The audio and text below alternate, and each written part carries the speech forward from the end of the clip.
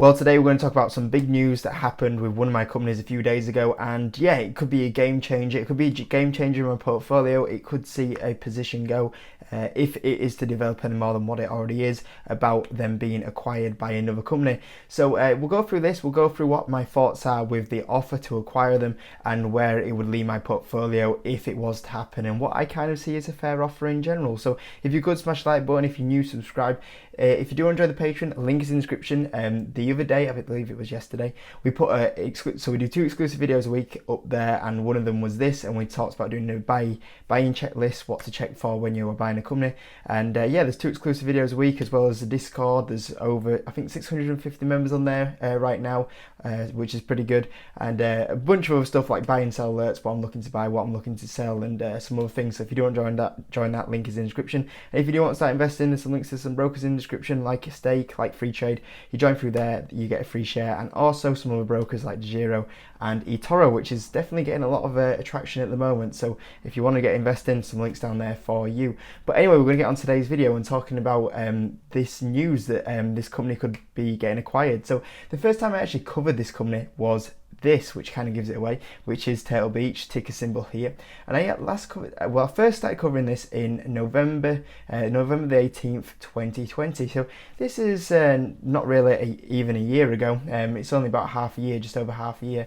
And yeah, I started buying this, which is crazy, about $17. Since then, it's one of the only few companies I've actually ever averaged up on. I normally go that I'm not averaging up on a company. If I do, sometimes it's only like 5%, 10% at the max, but as of like last week, I was still averaging up on this company like 40%. So that's something very rare for me to do, and it's definitely a sign that I do really like this company. And yeah, I think it's a great company. When I bought it, when I did this video in November the 18th, I went to say, it's a company that is very cheap. You look at the P ratio, it's very cheap compared to the market. It's very cheap compared to its competitors. It's got an amazing balance sheet, a good management team. They've made some really good purchases recently with Rocat, which I think it will help them expand past just being headsets, which has been the one weakness about the not having a big moat. Thought that was a really good thing, and yeah, really good revenue growth, profit growth as well. And I was really happy to pick this one up. And like I said, even from here, I've averaged up now from $17 up to $20, which is something very rare for me to do, but I have done. And if we go to the stock today, we are now $31. So this is it's a stock that's performed very well. If I can actually just go back to where I was actually picking this up at $17, so I would have actually been up 75%, because I've averaged up to $20. Yeah, I'm up 54%. So yeah, that's sometimes a little downside of averaging up, that you do limited returns, but I still think there's plenty of upside. That's why I'm still averaging up on this one, because I still think it's dirt cheap, and I still think there's massive upside on this company. It has been on a good run, and it's well deserved, but it's still very, very cheap, and probably too cheap compared to a lot of the other companies out there. Now, what actually has happened, and what we're kind of making this video on today, is that Dunrail Group, I hope that's how you say it, reveals it made an acquisition offer, bid reportedly in the mid 30s. So that came out a little bit later after this actually happened, and it led the stock to have a very good day. Actually the week before, it actually dipped, and that's when I bought, and it's had a very good week. If I can just go to the 5 days here, you'll see it's had a very good week after a lot of this news coming out. And yeah, it's from an activist holder. Dunrail Group revealed it made an acquisition for the company. It said that it made a proposal to buy the company at a meaningful premium subject to due diligence. And Dunrail also disclosed it owned more than 4% of Turtle Beach. Dunrail bid in the mid 30s per share, according to the report, and it is said to be a legitimate offer with credibility. So yeah, it's very serious. And if we look at when this actual bid was made, which was actually a few days ago, I think it was somewhere when it was around the $30 range. So we're kind of thinking that they kind of put a bid in for like $35, which would be something around about a 20% premium on where the share price is right now, which is kind of low. To say that literally on Friday 11th of June we were at $37, and that was probably about the same price as what the offer was for the acquisition or it was about the same price, it kind of puts it into context that yeah, it's not even this bid to acquire Turtle Beach isn't even like above the 52-week high, which kind of puts the offer into context.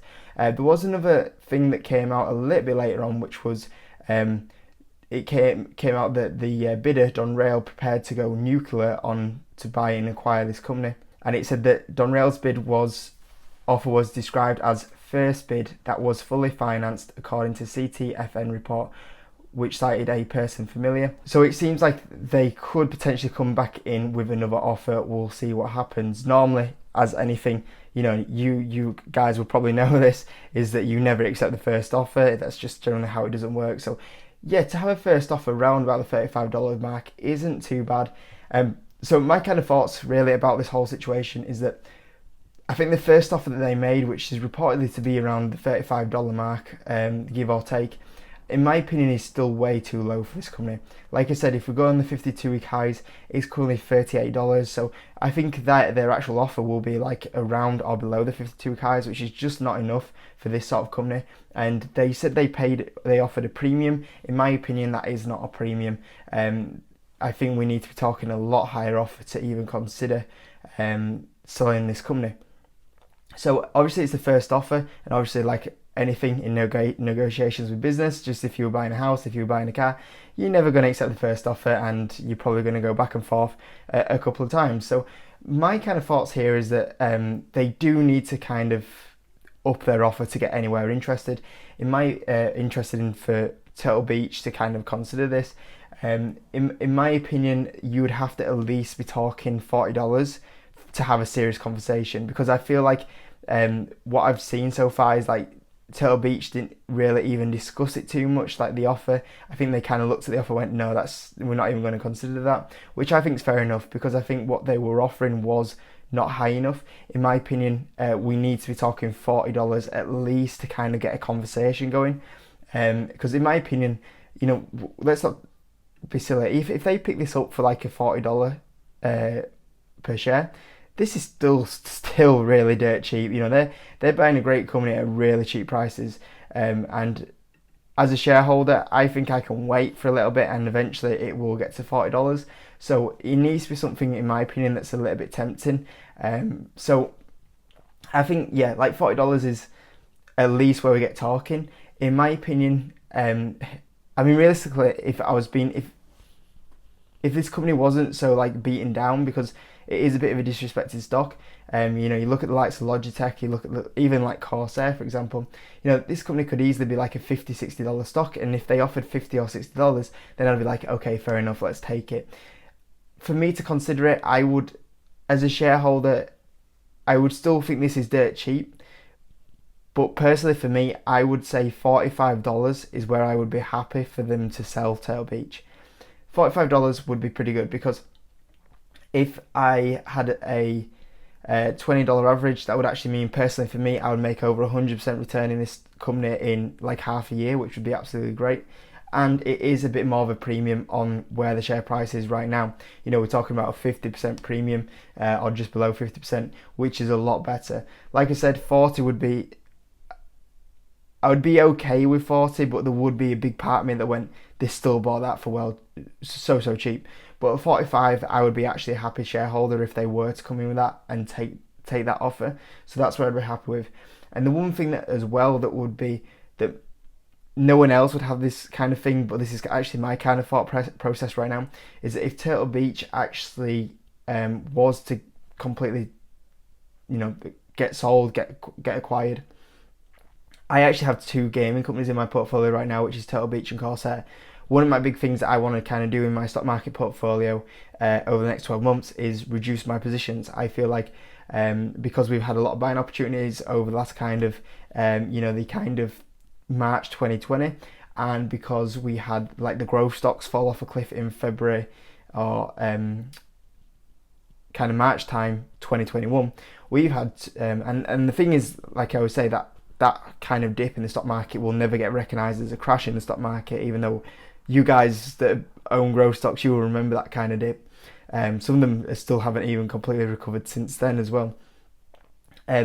those were two massive dips in the stock market, and because of you guys know me.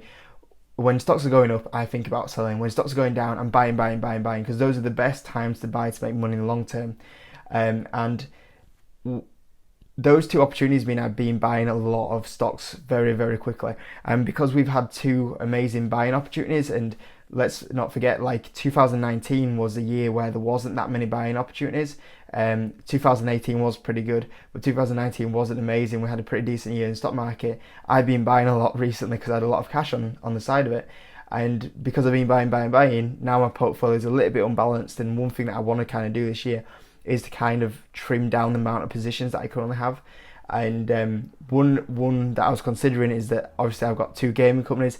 So if I was to lose one, that would actually be the ideal situation because it kind of keeps my amount of positions I have, and then I get a nice return on this company in like 6 months, which would be absolutely amazing. And then I could actually put this money into Corsair. So for my situation, and this isn't going to reflect Turtle Beach's situation, and they're not going to make it, they're not going to sell their company just because it suits me. But in my position, that's why I'm actually happy for Turtle Beach to accept a lower premium on this company than what it should be, because for my situation, I would make a nice, easy 100% return.